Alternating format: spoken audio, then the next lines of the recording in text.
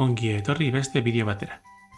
Bueltatzen gea Platov anai, eta hau gustatzen zait, erakusten duelako zaldia ze pizatxarra izan daiteke batzuetan.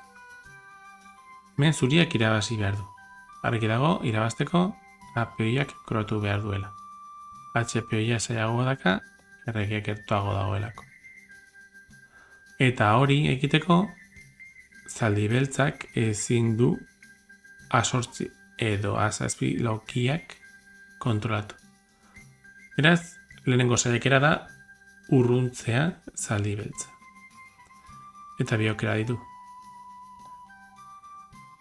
Zaldia E3 ez du funtzionatzen, zaldia E3 eta gero ikusiko dugu zikatatzen alatzea joten baldin bada aldaera nagusian, berdin.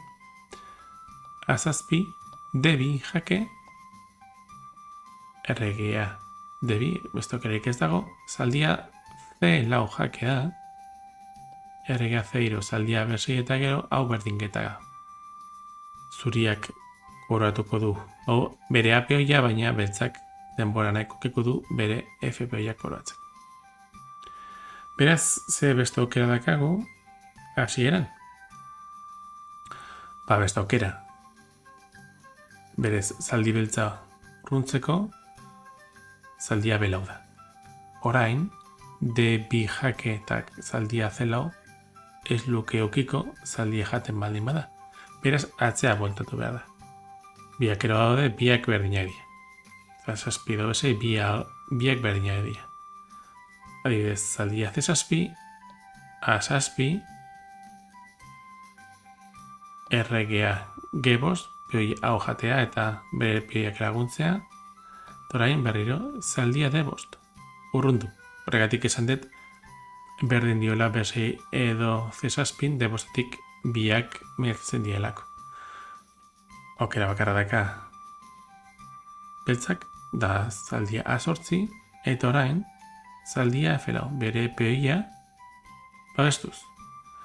Ezin da jan, ze pioiak kobratuko luke edo zein pioi beltza baino lehenago.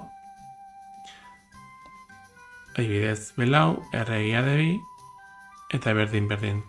B3 jaten juten baldin bada, gaztelua D3 eta pioi guztiak jango dira, eta gero errege zuria jongo da bere A pioiari laguntzea.